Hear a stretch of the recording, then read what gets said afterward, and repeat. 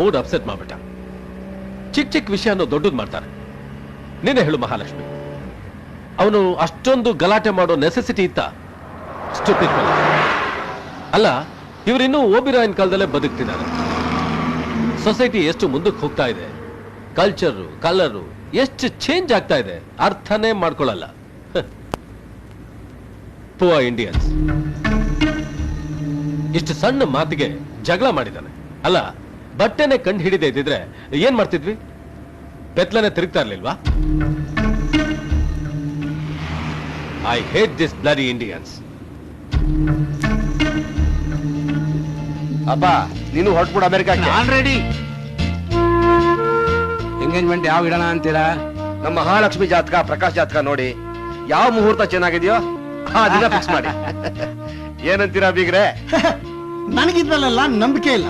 ನೀವು ಡೈರೆಕ್ಟ್ ಆಗಿ ಮದುವೆ ಮಾಡಿದ್ರು ನಮ್ಮ ಅಭ್ಯಂತರ ಏನೂ ಇಲ್ಲ. ಪುರೋಹಿತ್ರೆ, ಸರಿಯಾಗಿ ನೋಡಿ, ಗ್ರಹಗಳ ಜೊತೆ ಆಟ ಆಡಬಾರ್ದು. ಎಲ್ಲಿ ಇವ್ರು ಬರ್ಲೇ ಇಲ್ವಲ್ಲ? ಓಹೋ, ಬನ್ನಿ ಬನ್ನಿ, ನಿಮ್ ಎಂಗೇಜ್ಮೆಂಟ್ಗೆ ಒಳ್ಳೆ ದಿನ ಯಾವ್ದು ಅಂತ ನೋಡ್ತಾ ಇದ್ದೀವಿ. ಕೂತ್ಕೊಳ್ಳಿ. ನಾನು ಮಹಾಲಕ್ಷ್ಮಿ ಮೀಟ್ ಮಾಡಿದ್ದೆ ಒಳ್ಳೆ ಮುಹೂರ್ತ ಅಂಕಲ್. ಜಾತಕ ಸರಿ ಹೋಗಿದ್ರು ಪರವಾಗಿಲ್ಲ, ಯಾವಾಗಾದ್ರೂ ಫಿಕ್ಸ್ ಮಾಡಿ. ಏನಮ್ಮ ಹಾಗೆ ಹೋಗ್ತಾ ಇದೀಯಾ? ಮುಹೂರ್ತ ನೋಡ್ತಾ ಇರೋದು ನಿನ್ ಮದ್ವೆಗೆ. ನೀವು ತಾತ ನೋಡ್ತಿದ್ದೀರಲ್ಲ. ಗುಡ್.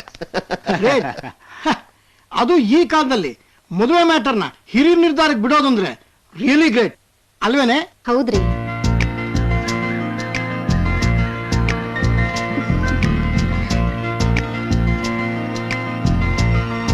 ಮಹಾಲಕ್ಷ್ಮಿ, ಅವ್ರ ನೋಡಿದ್ರೆ ನಿನ್ಗೇನನ್ಸುತ್ತೆ? ನಿಮ್ಗೇನನ್ಸುತ್ತೆ? ಗಂಡಸು ಅಂದ್ರೆ ಇವರೇ ಅನ್ನೋಷ್ಟು ಪವರ್ಫುಲ್ ಆಗಿದ್ದಾರೆ. ಅದಕ್ಕಿಂತ ಹೆಚ್ಚಾಗಿ ದೊಡ್ಡ ಸಂಸ್ಕಾರ ಇರುವಂತವ್ರು. ಇವರಿಗೂ ನಿನ್ನ ಗಂಡ ಆಗೋರ್ಗೂ ಬಂಗಾರಕ್ಕೂ ಕಾಗೆ ಬಂಗಾರಕ್ಕೂ ಇರೋಷ್ಟು ವ್ಯತ್ಯಾಸ ಇದೆ ನೋಡೆ. ಆ ಮನುಷ್ಯನಲ್ಲಿರೋ ಫಿಯರ್ಲೆಸ್, ಆ ಕಣ್ಣಲ್ಲಿರೋ ರೆಕ್ಲೆಸ್, ಆ ವಾಕಿಂಗ್ ಅಲ್ಲಿರೋ ಕೇರ್ಲೆಸ್, ಟೋಟಲಿ ಬಾಡಿನೇ ಮಾರ್ವಲೆಸ್. ಆಹಾ, ಯಾವ ಮನೆ ಮಗನೋ ಏನೋ.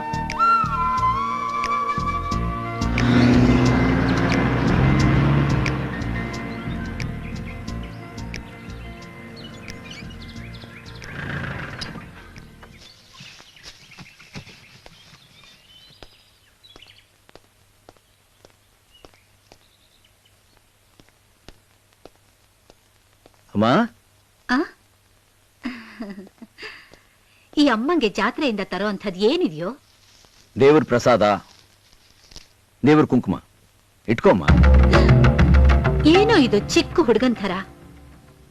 ನಾನು ಇಟ್ಕೋಬಾರ್ದು ಅಂತ ಪ್ರತಿ ವರ್ಷ ಹೇಳ್ತಾನೆ ಇದ್ದೀನಿ, ನೀನು ತರ್ತಾನೆ ಇದೀಯಾ. ಯಾಕೆ ಇಟ್ಕೋಬಾರ್ದು ಹೇಳಿಮ್ಮ? ಹೆಣ್ಣಿಗೆ ಕುಂಕುಮ ಗಂಡನ್ ಜೊತೆ ಬಂದಿದ್ದಲ್ಲ, ಅದು ಆಕೆ ಜನ್ಮಸಿದ್ಧ ಹಕ್ಕು. ದೇವ್ರ ಕುಂಕುಮ ಇಟ್ಕೊಳ್ಳೋಕೆ ಹೆಂಗಸು ಗಂಡಸು ಮುತ್ತೈದೆ ವಿಧವೆ ಇದ್ಯಾವುದು ಲೆಕ್ಕಕ್ಕೆ ಬರೋದಿಲ್ಲಮ್ಮ. ಗಂಡನ್ನ ಕಳ್ಕೊಂಡಿರೋ ಹೆಣ್ಣು ದೇವಸ್ಥಾನಕ್ಕೆ ಹೋಗಲ್ವಾ? ದೇವ್ರ ಪೂಜೆ ಮಾಡಲ್ವಾ? ಆರತಿ ಮಾಡಲ್ವಾ? ದೇವ್ರ ಪೂಜೆಗೆ ಅಡ್ಡ ಬರ್ದಿರೋ ಗಂಡ ದೇವ್ರ ಕುಂಕುಮ ಇಟ್ಕೊಳಕ್ ಹೇಗೆ ಅಡ್ಡ ಬರ್ತಾನೆ?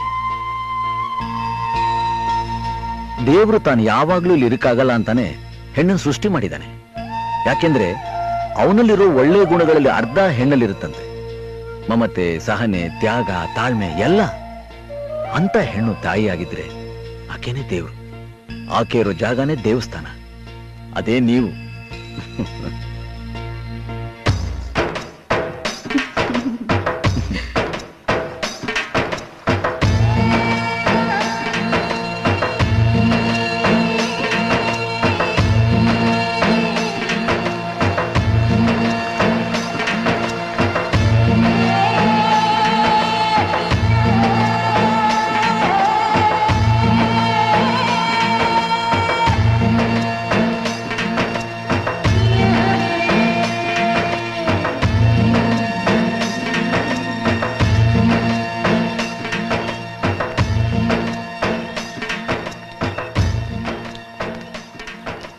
ಮಹಾಲಕ್ಷ್ಮಿ, ಯಾವ ಕಾರ್ ಗೊತ್ತಾ? Benz car. Yes, foreign Benz.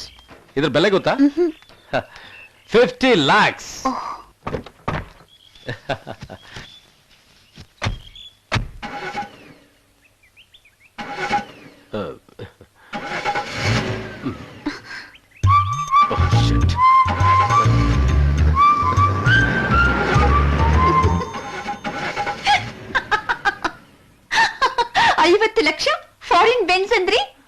Benz ಫಾರಿನ್ದೆ, road ಇಂಡಿಯಾದಲ್ವಾ.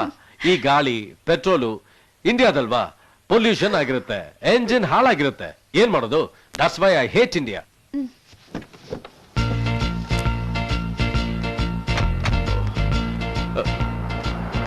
Stop, please. Stop. Stop. Left, please. Left. Left. Left, please. Stupid fellow. Helping nature ಇಲ್ಲ ನೋಡು. ಇಲ್ಲಿ ಯಾರು ಲಿಫ್ಟ್ ಕೊಡಲ್ಲ. ಯಾಕೆ? ಅವ್ರಿಗೆ ನಾವ್ ಯಾರು ಅಂತ ಗೊತ್ತಿಲ್ವಲ್ಲ. ಅದು ಅಲ್ಲದೆ ಈ ರೋಡಲ್ಲಿ ಕಳ್ಳರ ಕಾಟ ತುಂಬಾ ಜಾಸ್ತಿ. Bad people. ಈ ಸಲ ಇವನು ನಿಲ್ಸದೆ ಹೋದ್ರೆ ಮಾಡ್ತೀನಿ. Left. Left, please. ನಮಸ್ಕಾರ ಸರ್. ಸರ್, ಅದು ಏನ್ ಸರ್ ನೀವಿಲ್ಲಿ? ಏನಾಯ್ತು? ಮೈ ಕಾರ್ ಕೆಟ್ಟ ಹೋಗಿದೆ, ಸ್ವಲ್ಪ ಲಿಫ್ಟ್ ಬೇಕು, ಕೊಡ್ತೀರಾ?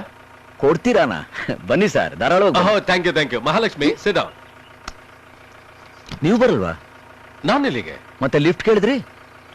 ಲಿಫ್ಟ್ ಕೇಳಿದ್ದು ನನಗಲ್ಲ, ಫಹಾ ಮಹಾಲಕ್ಷ್ಮಿಗೆ.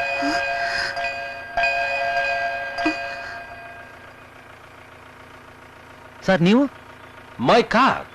ಇಂಡಿಯಾದಲ್ಲಿ ಮನೆ ಒಳಗಡೆ ನಿಲ್ಸಿರೋ ಕಾರ್ಗೆ ಸೇಫ್ಟಿ ಇಲ್ಲ ಅಂದ್ರೆ ಇಷ್ಟು ಕಾಸ್ಟ್ಲಿ ಕಾರ್ ರಸ್ತೆಯಲ್ಲಿ ಬಿಟ್ರೆ ಹೇಗೆ ಸರ್?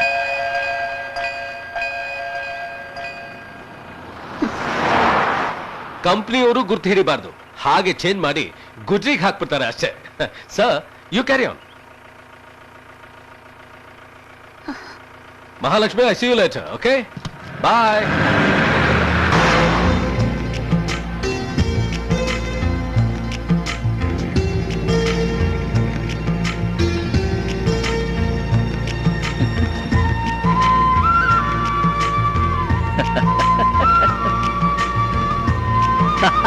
ಯಾಕೆ ನಗ್ತಾ ಇದ್ದೀರಾ? ಅವ್ರು ನೆನೆಸ್ಕೊಂಡು ನಗ್ತಾ ಇದ್ದೀನಿ. ಜಗತ್ತಲ್ಲಿ ಇಂಥ ಜನಗಳು ಇರ್ತಾರ ಅಂತ. ಅಲ್ಲ ಮೇಡಮ್, ಒಂದ್ ಕಾರ್ ಕೊಡೋ ಬೆಲೆನೂ ಒಂದ್ ಹೆಣ್ಣು ಕೊಡ್ಲಿಲ್ವಲ್ಲ. ಈಗಿನ ಕಾಲದಲ್ಲಿ ಪರಿಚಯ ಇಲ್ಲ ಅಂತಂದ್ರೆ ಪಕ್ಕದ ಮನೆಗೂ ನಾವು ಹೆಣ್ಮಕ್ಳನ್ನ ಕಳ್ಸಲ್ಲ. ಅಂಥಾದ್ರಲ್ಲಿ ನಾನು ಯಾರು ಏನು ಅಂತ ಗೊತ್ತಿಲ್ಲದೆ ಅವ್ರು ನಿಮ್ಮನ್ನ ನನ್ನ ಜೊತೆ ಕಳಿಸ್ಬಿಟ್ಟು ಅವ್ರ ಕಾರ್ಗೋಸ್ಕರ ಅಲ್ಲೇ ಇದಾರಲ್ಲ. ಕಾರ್ ಹೋದ್ರೆ ಕೊಂಡ್ಕೋಬಹುದು, ದುಡ್ಡು ಹೋದ್ರೆ ಸಂಪಾದನೆ ಮಾಡ್ಬೋದು. ಆದ್ರೆ ಒಂದು ಹೆಣ್ಣಿನ ಮಾನ ಪ್ರಾಣಕ್ಕೆ ಏನಾದ್ರೂ ಆದ್ರೆ ಆಕೆ ಗತಿ ಏನಾಗುತ್ತೆ ಅಂತ ಯೋಚನೆ ಮಾಡೋದು ಬೇಡ. ಅವ್ರು ಯಾಕೆ ಯೋಚನೆ ಮಾಡ್ತಾರೆ?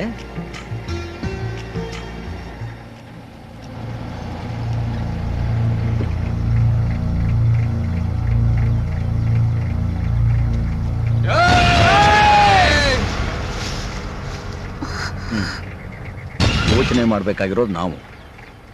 ಜ್ಞಾಪಕ ಇದೆಯಾ? ಎಕ್ಸಿಬಿಷನ್ ಅಲ್ಲಿ ಗಲಾಟೆ ಮಾಡಿದ್ದಲ್ಲ, ಅವ್ರು ನಿಂತಿದ್ದಾರೆ.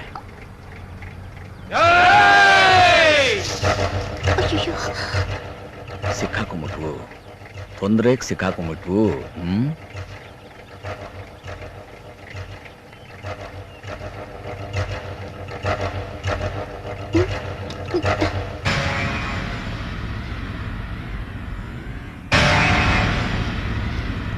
ಒರಿಜಿನಲ್ ಡೂಪ್ಲಿಕೇಟ್ ಅಂತ ಅವಳನ್ನು ಕೇಳಿದ್ರೆ ನಿನಗೇನೋ ಸಂಬಂಧ? ಒರಿಜಿನಲ್ ಡೂಪ್ಲಿಕೇಟ್ ಅಂತ ನಿನ್ ಮುಂದೆ ಈಗ ಟೆಸ್ಟ್ ಮಾಡ್ತೀವಿ.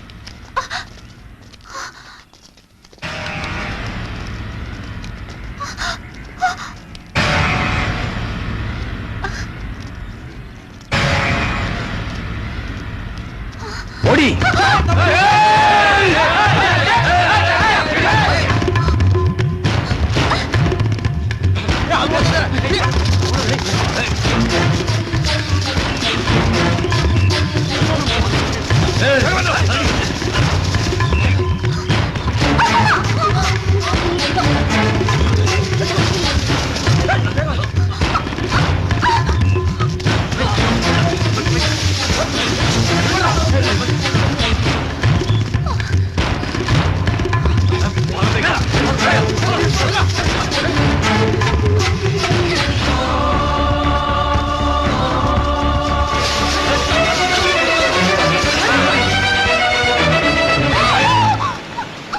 ಅವ್ರು ಬರ್ತಾ ಇದ್ದಾರೆ. ಈಜೋಗ್ ಬರುತ್ತಾ? ಸ್ವಲ್ಪ ಬರುತ್ತೆ. ಯಾಕೆ?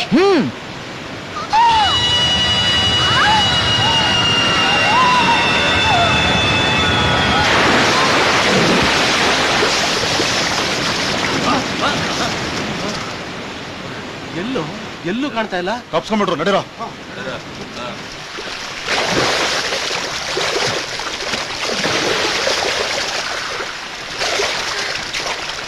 ಮೇಡಮ್ ನಿಮ್ಗೇನಾಗಿಲ್ಲ ತಾನೆ?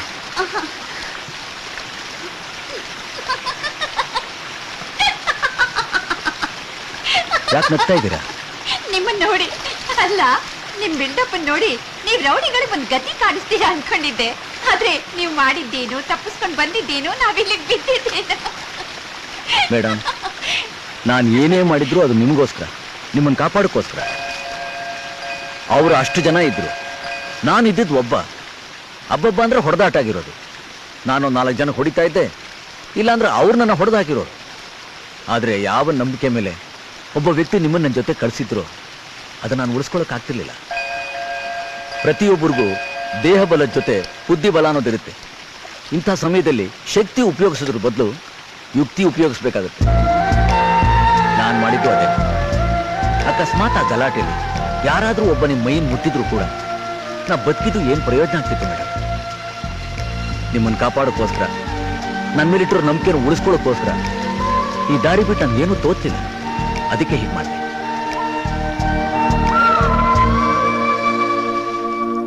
ಏನ್ ಪ್ರಕಾಶ್, ನೀವೇ ಹೀಗೆ ಮಾಡಿದ್ರೆ ಹೇಗೆ? ಅಂಕಲ್ 2 ಅವರ್ಸ್ ಕೆಳಗೆ ಕಳಿಸಿದ್ದೀನಿ. ಬರ್ಲಿಲ್ಲ ಅಂದ್ರೆ? ಕಳಿಸಿದ್ದೀನಿ ಅಂದ್ರೆ ಅವಳನ್ನ ಕರ್ಕೊಂಡೋಗಿ ನೀವೇ ತಾನೆ? ಇಲ್ಲ ಅಂಕಲ್, ಕಾರ್ ಕೆಟ್ಟೋಯ್ತು. ಆ ರಾಸ್ಕಲ್ ನ ಲಿಫ್ಟ್ ಕೇಳಿ ಡ್ರಾಪ್ ಮಾಡು ಅಂತ ಹೇಳಿ ಕಳಿಸಿದ್ದೀನಿ. ಯಾರವನು? ನಿನ್ ಫ್ರೆಂಡನೋ? ನೋ ಡ್ಯಾಡ್, ಅವನ ಜಸ್ಟ್ ಒಂದ್ಸಲ ನೋಡಿದ್ದೀನಿ. ಅವನ ಹೆಸರೇನು ಅಂತ ಗೊತ್ತಿಲ್ಲ.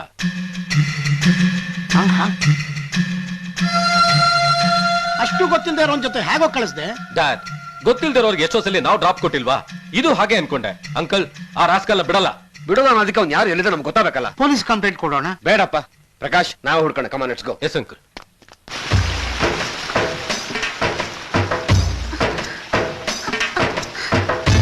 ನಿಮ್ ಹೆಸರೇನು?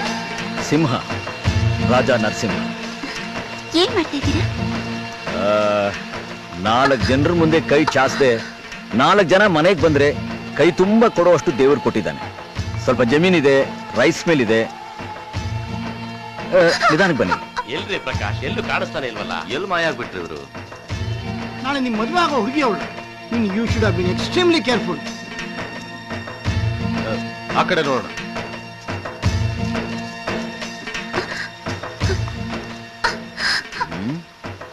ಓಹೋ, ಹತ್ತೋದ್ ಕಷ್ಟ ಆಗುತ್ತೆ. ಮೇಡಮ್, ಒಂದ್ ಕೆಲಸ ಮಾಡಿ, ನಿಮ್ ಕಾಲ್ನ ನನ್ನ ಹೆಗಲ್ ಮೇಲೆ ಹತ್ತಿ. ಅಯ್ಯೋ ಬೇಡ ರೀ, ನಿಮ್ಮೇಲ ತಪ್ಪಾಗುತ್ತೆ.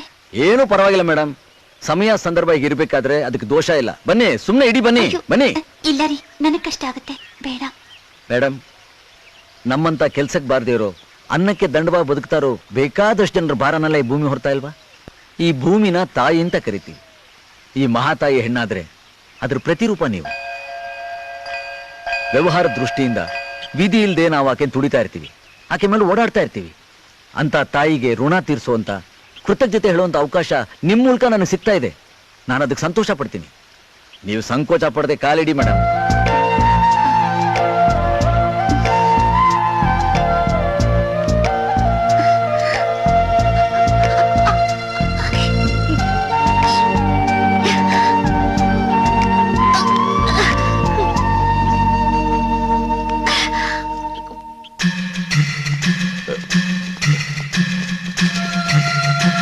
ಹುಷಾರಾಗಿ ಬನ್ನಿ, ನೋಡ್ಕೊಂಡು.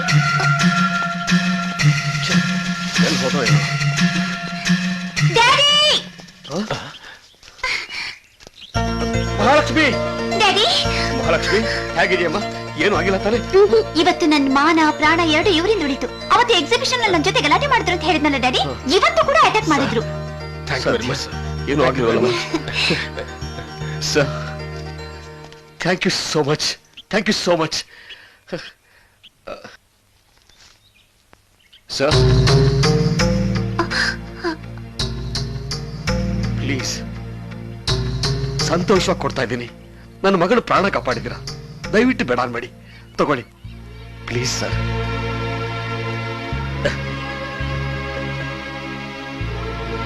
ಈ ದೊಡ್ಡ ಮನುಷ್ಯ ಹತ್ರ ಇದೊಂದು ಸಮಸ್ಯೆ ಇದೆ ನೋಡಿ. ಎಲ್ಲಾನು ಹಣದಲ್ಲೇ ಅಳೆದು ಬಿಡ್ತಾರೆ. ವ್ಯವಹಾರ ಅನ್ನೋದು ಎಲ್ಲ ಸಂದರ್ಭದಲ್ಲೂ ಉಪಯೋಗ ಬರೋದಿಲ್ಲ. ವ್ಯವಹಾರದ ಜೊತೆ ವಿಶ್ವಾಸ ಅನ್ನೋದು ಒಂದಿರುತ್ತೆ. ನಿಮ್ ಮಗಳ ಪ್ರಾಣ ಕಾಪಾಡದೆ ಅಂತ ಹಣ ಕೊಡ್ತೀರಾ? ಕೊಡೋಕ್ ಬಂದ್ರೆ ನಿಮ್ ಮಗಳ ಪ್ರಾಣದ ಬೆಲೆ ಇಷ್ಟೇನಾ ಅಂತ ನಾನು ನಿಮ್ಮನ್ನು ಕೇಳಬೇಕಾಗತ್ತೆ.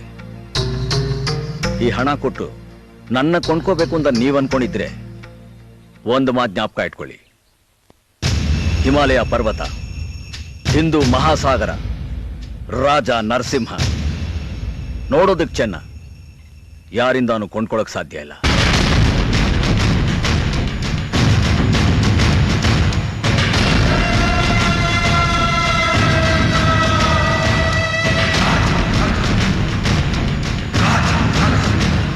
ಸಿಕ್ಕೊಂಬಿಟ್ಟ ಕಣಯ್ಯ, ಅವನ ಅದೃಷ್ಟ ಚೆನ್ನಾಗಿತ್ತು. ಒಂದು ವೇಳೆ ಅವನು ಸಿಕ್ಕಾಕೊಂಡಿದ್ರೆ ಅವನಿಗೊಂದು ಗತಿ ಕಾಣಿಸಿ ಆ ಹಣ್ಣಿನ ರುಚಿ ನೋಡ್ಬೋದಾಗಿತ್ತು.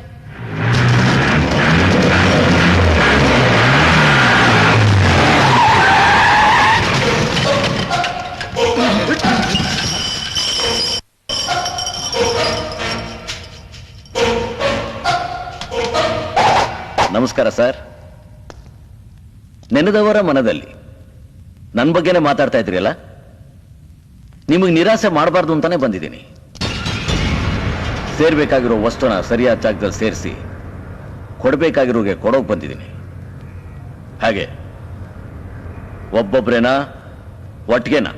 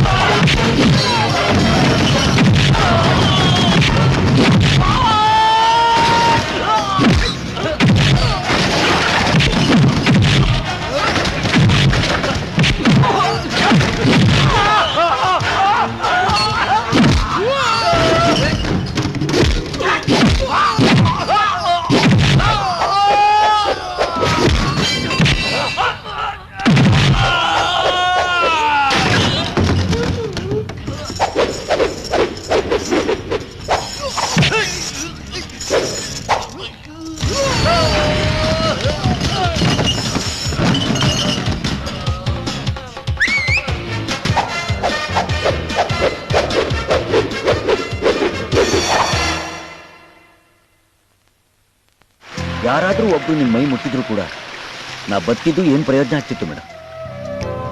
ಈ ಭೂಮಿನ ತಾಯಿ ಅಂತ ಕರಿತೀವಿ. ಈ ಮಹಾತಾಯಿ ಹೆಣ್ಣಾದ್ರೆ ಅದರ ಪ್ರತಿರೂಪ ನೀವು.